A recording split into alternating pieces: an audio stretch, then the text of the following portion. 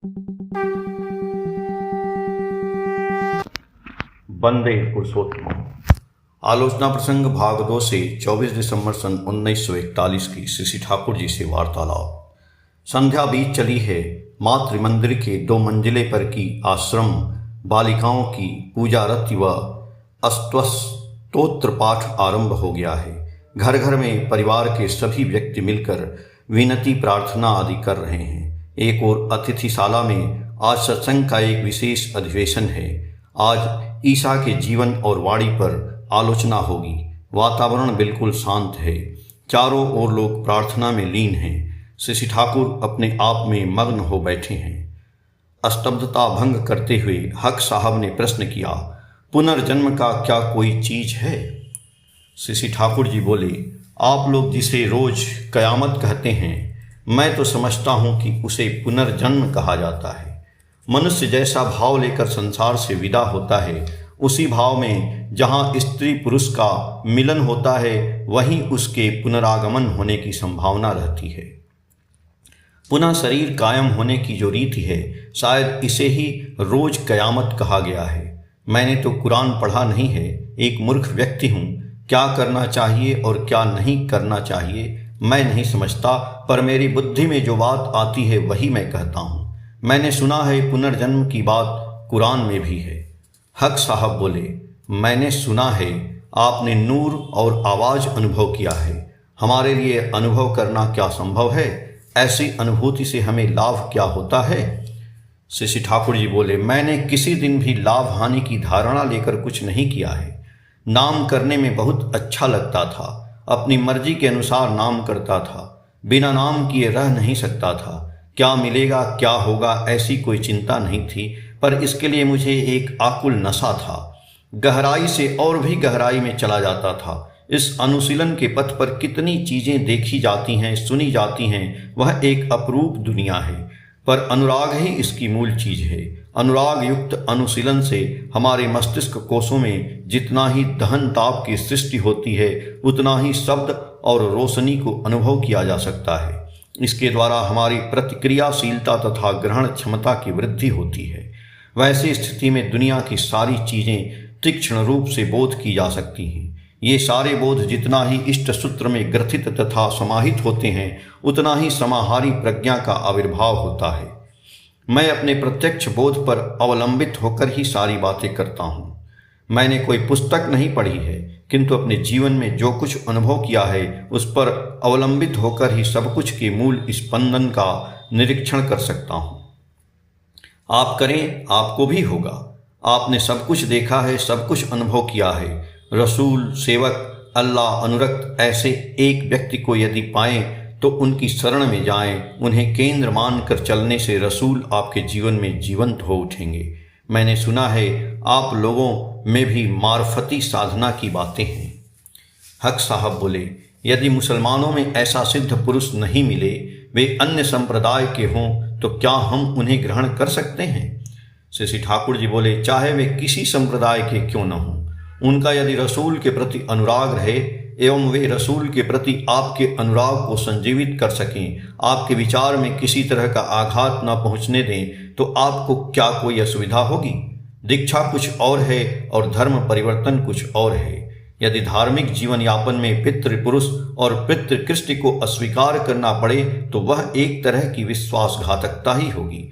मैंने सुना है कि विदाए हज में रसूल ने इसके विरुद्ध में तीव्र रूप से कहा है। हक साहब बोले, कुरान के मुताबिक रसूल तो शेष नबी हैं। श्री ठाकुर जी बोले, अपने समय के अनुसार तो वे सबसे अंतिम नबी थे। इस विषय में क्या कोई संदेह है? सुना है कि हदीस में परवर्ती को स्वीकार करने की बात विशेष रूप से लिखी हुई है। यहाँ तक कि यह भी है कि वे यदि हबसी कृतदास भी हों तो स्वीकार करो। हदीस में ऐसी बातें भी लिखी हैं, प्रेरित आए थे, प्रेरित आएंगे, प्रेरित जयुक्त होंगे। यही ईश्वर का नियम और विधि है। कुरान में ऐसी बात भी है कि ईश्वर के नियम और नीति में परिवर्तन नहीं होता है। जिस नियम के माध्यम से आवश्यकता अनुसार एक दिन रसूल का आविर्भाव हुआ था, उसी नियम के अनुसार ठीक उसी तरह की आवश्यकता के मुताबिक पुनः उस रूप में उनका आविर्भाव नहीं हो सकता है, ऐसा प्रतीत नहीं होता है। अपनी मोटी बुद्धि के अनुसार ऐसी बात मैं कह रहा हूँ। मैं अरबी भाषा नहीं जानता। जो अरबी जानते हैं उनमें से किसी किसी व्यक्ति से ऐसी बात सुनी है। अरबी भाषा के जिस शब्द का अर्थ शेष नबी समझा जाता है उसका और भी दूसरा अर्थ हो सकता है, जिसका अर्थ यह होता है कि वे नबियों में मणि स्वरूप थे। यह बात तो बिल्कुल सही है। रसूल का अद्भुत जीवन था, इसलिए वे तो नबियों में मणि स्वरूप थे। इस विषय में भी क्या कोई संदेह है? मैंने यह भी सुना है कि वे नबियों में सील मोहर स्वरूप थे, अर्थात वे एक आदर्श नबी थे। उनके मापदंड से हम यह निर्णय कर सकते हैं कि कौन वास्तव में नबी है या कौन वास्तव में नबी नहीं है। ये सारी बातें मेरी सुनी हुई बात है जो गलत भी हो सकती है। मैंने जो कुछ सुना है यदि वह सत्य होता है उसकी संगति कहाँ है? जैसा सोचा है वैसा कहा है। जो भी कहें, रसूल हमारे अति प्रिय हैं एवं जो रसूल प्रेमी हैं वे भी हमारे अत्यंत प्रिय हैं। युग युग में ऐसे प्रेमी व्यक्ति को ही लोग ढूंढते हैं। उन्हें पाए बिना मनुष्य का पेट नहीं भरता है। किताब, पोथी, पुराण में तो कितनी बातें हैं, किंतु वे तो हमारे हृदय को उस प्रकार स्पर्श नहीं करते जिस प्रकार उस प्रेमी का व्यक्त जीवन स्पर्श करता है। यह कहते हुए श्री ठाकुर गाने लगे, मनेर मानुष है जे जना, उतार चोख देख ले जाए चेना। जो वृद्ध मनुष्य होता है उसकी आंखें देखकर उसे पहचाना जा सकता है। श्री ठाकुर के चेहरे की अभिव्यक्ति एवं कंठ स्वर के जरिए एक तीव्र आकुलता झड़ने लगी। अनेकों की आंखें अश्रुसिक्त हो गईं। हक साहब बोले, व्यक्तित्व का प्रभाव कितना पड़ सकता है, इस बात को आज मैं आपके निकट आकर ही समझूंगा। कितने लोगों के मुंह से तो कितनी बातें सुना हूं, किंतु मनुष्य की बातों में इतनी जान रह सकती है, मनुष्य के निकट बैठकर इतनी शांति मिल सकती है, यह मैंने पहले कभी अनुभव नहीं किया था। संसार में आप लोगों के जैसा मनुष्य है, इसीलिए तो दुनिया टिकी हुई है। अन्यथा मनुष्य की जैसी बुद्धि, विवेचना, चाल चलन है, उससे तो मनुष्य को रसातल में जाना चाहिए था। श्री ठाकुर जी बोले, देखिए, मैं कुछ भी नहीं हूँ, मैं डंका का एक बाया हूँ। परम पिता जिस प्रकार चलाते हैं उसी प्रकार चलता हूँ। ऐसी विद्या बुद्धि नहीं है कि भंग गढ़ कर कुछ कर सकूं। मुझे यह जानकर भरोसा हो रहा है कि आप लोग भी परिपार्श्विक के विषय में जागरूक हैं। यदि आप लोग लग जाएं तो देखते देखते पुनः हवा का रुख बदल जाएगा। हक साहब बोले, बाल बच्चों को लेकर घर संसार करते हैं, दूसरे की गुलामी करते हैं, हम और कर ही क्या सकते हैं। श्री ठाकुर जी बोले, परम पिता किसके जरिए क्या कराते हैं उसका क्या कोई ठीक है? यदि एक बार भी उनके लिए दिल रो उठे तो उस समय मनुष्य का सब कुछ कर सकता है। चाकरी करें या नौकरी करें, जो भी करें, उनको जीवन दें, जीवन को उनके कामों में लगाएं। रुपए, पैसे, नाम, यश के चरणों में जीवन की बलि देने की अपेक्षा ईश्वर के चरणों में दें, उनका बनकर सब कुछ करें। हक साहब बोले, पेट की व्यवस्था करने में ही तो सारी शक्ति नष्ट होती है, उनके लिए कब करूँगा? श्री ठाकुर जी बोले, संसार, नौकरी, पेट सब कुछ यदि उनके लिए हो तो देखेंगे कि रंग बदल जाएगा। आपके संस्पर्श में आकर कितने मनुष्य प्रभावित होंगे। स्वयं जिस प्रकार करना चाहिए उसी प्रकार दूसरों से भी कराना चाहिए। स्वयं करना ही यजन है, दूसरों के द्वारा कराना ही याजन है।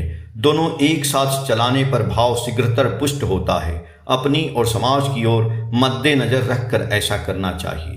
बातें हो रही हैं कि ठीक उसी बीच कलकत्ते से एक नवदीक्षित भाई आ पहुंचे। उनके आते श्री ठाकुर ने आग्रह सहित पूछा, क्या रे, कब आए? उक्त भाई ने कहा, अभी आसाम मेल से आया हूँ, मैंने कुछ दिन पहले दीक्षा ली थी। श्री ठाकुर जी बोले, अच्छा। उक्त भाई ने फूलों के एक गुच्छे एवं प्रणामी देकर प्रणाम किया। श्री ठाकुर ने फूलों के गुच्छे को अपने हाथों में लिया। उसके बाद श्री ठाकुर ने उनसे पूछा, इसे उन्हें हक साहब को दूं? उक्त भाई ने कहा, हाँ, आपकी जैसी इच्छा।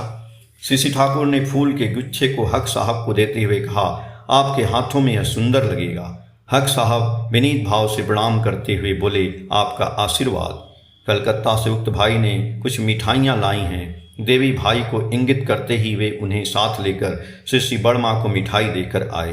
तत्पश्चात श्री ठाकुर ने उक्त भाई से कलकत्ता का हाल समाचार पूछा। उक्त भाई बहुत को नहीं पहचानते हैं। इसके बाद श्री ठाकुर ने देवी के साथ उक्त भाई को अतिथिशाला में भेज दिया और बोले, सब कुछ की जानकारी देते हुए जाओ। देवी चक्रवर्ती दा बोले, अच्छा। हक साहब एवं उनके साथ जितने लोग आए उन लोगों ने जाने की अनुमति मांगी। शशि ठाकुर बोले, मौका मिलने से पुनः आ जाएंगे। हक साहब बोले, पवना जब भी आऊँगा तो आपके यहाँ आने का आग्रह रहेगा। आज मुझे बड़ा आनंद मिला। हाथ जोड़कर करुण स्वर में बोले, मुझ पर थोड़ी दया रखेंगे, मानो यह जीवन विफल न हो। शशि ठाकुर स्नेहपूर्ण स्वर में बोले, परम पिता की दया तो है ही। उन लोगों के जाने के बाद शशि ठाकुर ने पूछा, मैंने बेतरीके की बात तो नहीं कही है? वे लोग मेरी बातों से दुखित तो न हुए? सबों ने एक स्वर में कहा, नहीं, तृप्ति होकर गए हैं। आलोचना प्रसंग भाग 2 के पेज संख्या 234 से 239 तक। जय गुरु।